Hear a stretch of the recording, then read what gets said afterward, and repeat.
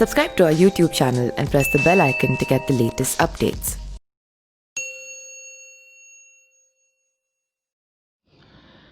बिहार विधानसभा चुनाव का वक्त निकट आने के साथ ही सूबे में सियासी सरगर्मी बढ़ती जा रही है। सीट शेयरिंग के मुद्दे को लेकर प्रदेश में दोनों के प्रमुख गठबंधन एनडीए और महागठबंधन के भीतर आपसी खींचतान भी लगातार जारी है। इन सब के बीच सबसे अधिक जिस बात की चर्चा हो रही है वो है लोक जनशक्ति पार्टी के अध्यक्ष चिराग पासवान के बगावती तेवर को लेकर।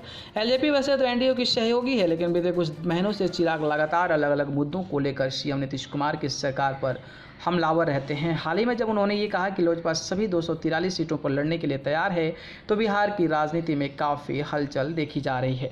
चिराग और सीएम नीतीश के बीच बढ़ती तल्खी और तेज तब होती दिखी जब जदयू के प्रधान महासचिव के.सी. त्यागी ने मंगलवार को कहा कि जदयू का गठबंधन भाजपा से यानी कि लोजपा से। त्यागी ने कहा कि लोजपा तो कभी हमारे साथ रही ही नहीं, न 2005 में रही, न 2010 और न ही 2015 के विधानसभा चुनाव में।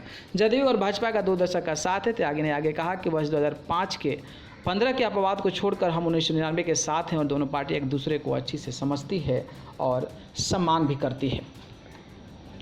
त्यागी ये भी कहा कि प्रधानमंत्री नरेंद्र मोदी, गृह मंत्री अमित शाह और भाजपा अध्यक्ष जेपी नड्डा कई बार कह चुके हैं कि एनडीए नीतीश कुमार के नेतृत्व में बिहार में विधानसभा का चुनाव लड़ेगा।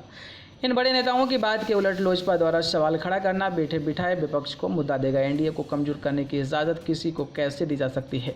बिहार में कॉमन मिनिमम प्रोग्राम की तरह चिराग पासवान जो है वो मांग पर त्यागी ने कहा कि लोजपा केंद्र सरकार का हिस्सा है, वहाँ इसकी मांग क्यों नहीं करती। लगातार सवाल कर रहे हैं चिराग। जाहिर है कि जदयू और एलजेपी या यूँ कहें कि चिराग और नीतीश के तलख्तेरों के बीच ये सवाल खड़ा हो गया है कि इस बार के विधानसभा चुनाव में बिहार एनडीए का वर्तमान स्वरूप कायम रह सकेगा। सवाल इसलिए भी है कि चिराग ने वो हर मुद्दा उठाया है जो सीधे सीएम नीतीश कुमार की छवि को चोट पहुंचाता है। सवालों की बौछार तब से शुरू है जब बिहार भर की यात्रा पर निकले थे। पहले शिक्षक बहाली के मामला उठाते हुए सरकार को घेरा, उसके बाद लॉ एंड ऑर्डर पर भी सवाल खड़े कर दिए। चिराग ने लॉकडाउन, राशन कार्ड बनवाने या राशन बंटवाने का मामला हो या फिर हाल ही में शराबबंदी पर खड़े किए गए सवाल हो, सभी के सभी सीधे सीएम नीतीश को टारगेट कर ही गए हैं। वरिष्ठ पत्रकार रवि उपाध्याय इस बारे में कहते हैं कि चिराग काफ़ी सोच समझ कर ये बातें कह रहे हैं। यही नहीं, इसके पीछे रामविलास पासवान भी कहीं न कहीं सहमति में हैं। तभी चिराग सीधे सीएम नीतीश कुमार को निशाना बना रहे हैं। हालांकि इन सियासी हमलों के तय में जाएंगे तो 2 बातें स्पष्ट हो जाएगी। पहला ये कि चिराग बिहार की राजनीति का विकल्प बन के चाहत रख रहे हैं। दूसरा ये कि इस चुनाव में अधिक से अधिक सीट एलजेपी के लिए हासिल कर पाएँ।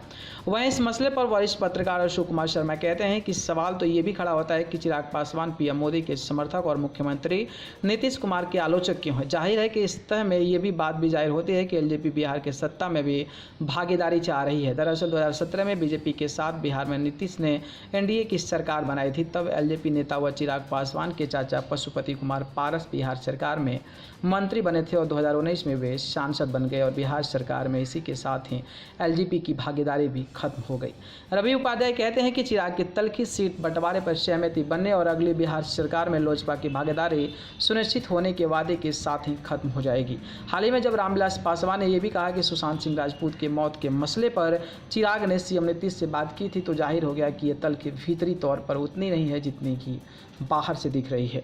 वहीं अशोक कुमार शर्मा कहते हैं कि चिराग पासवान ने जब खुद से युवा बिहारी कहना शुरू किया और बिहार फर्स्ट का नारा दिया, तब से ये तल्खी बढ़ी है। जाहिर है कि ये सब एक रणनीति के तहत किया जा रहा है और चिराग खुद को सीएम नीतीश की छवि से अलग करते हुए बिहार की राजनीति में अपनी पहचान बनाने की जद्दोजहद में जुटे हुए हैं। ऐसे में भी ये भी कहा जा रहा है कि ये विधानसभा चुनाव सीएम नीतीश कुमार की आखिरी विधानसभा चुनाव है। ऐसे में चिराग नीतीश के बाद की संभावनाओं की सियासत पर आगे बढ़ रहे हैं। न्यूज़ रूम से न्यूज़ लाइव की report. Subscribe to our YouTube channel and press the bell icon to get the latest updates.